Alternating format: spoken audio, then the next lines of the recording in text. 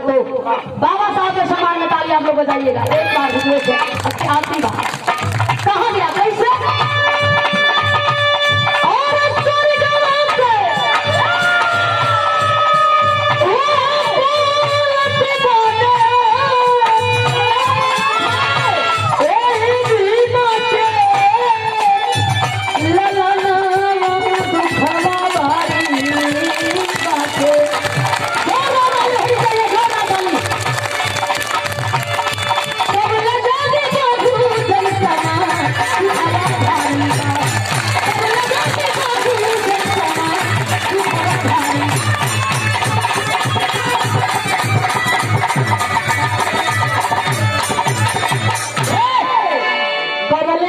बहुजन समाज दुखवा भारी बा।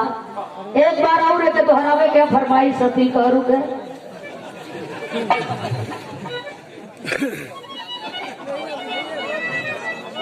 रिश्ता में हुए लिए याद रखे सम्मानित हमारे बड़े भैया बलिराम यादव सिंह आपके ओर से एक लड़ाई लेके फिर दोहरावे के बाकी दुखवा भारी बा। या 1000 रुपया और फूल के दुनिया में उठावा सुना प्यार मिला और याद है हमारे बड़े भैया रमाशंकर नेता नारायण करौदीपुर नारायण के धरती से यही लाइन के एक बार और दोहरावे के याद ऐसी इंदिरा मोड़ सम पपड़ी वाले हैं भैया की ओर से पावन सम्मान है लाइन के बाद दोहरावे के हम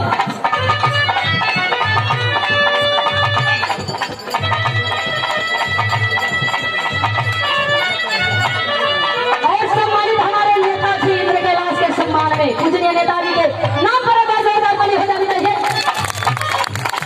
200 रुपया देकर सम्मानित किया गया चलो मैं बोला विक्राम ये लाइन में फिर दोहरावे थे कैसे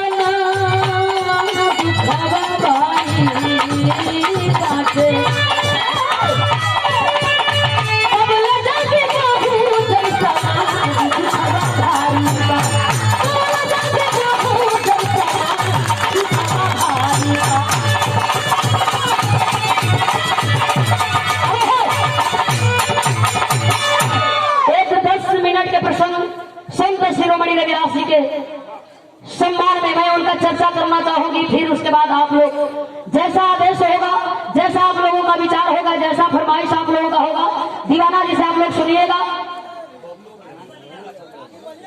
बल्लू प्रधान बागी बलिया के धरती से कहा जाता है बागी बलिया उत्तर प्रदेश वीरों की धरती जवानों का देश। जोरदार ताली होनी चाहिए जवानों के नाम 200 रुपया कई बार का पुरस्कार रहा और इस भाव पर दुखवा भारी बा कवले जागी बहुजन समाज। सुरेंद्र भारती जी जो विधान के बड़े सुंदर कलाकार रहे और आज भी हैं हमारे श्रेष्ठ हमारे पूजनीय हैं। चलो मैं बोलूंगी ब्राह्मण मुद्दा जय भीम जय भारत और भावी प्रधान पद के प्रत्याशी हैं मीरपुर ग्राम सभा के आप वो भावी प्रधान पद के प्रत्याशी बड़े भैया राम जतन राठौर जी की ओर से पावन सम्मान भैया के सम्मान में जोरदार वाली ताली होनी चाहिए। जोरदार दास जी मौन धारण करके बैठे हैं ध्यान मग्न होकर के वाह एकाएक मन में उद्गार जगा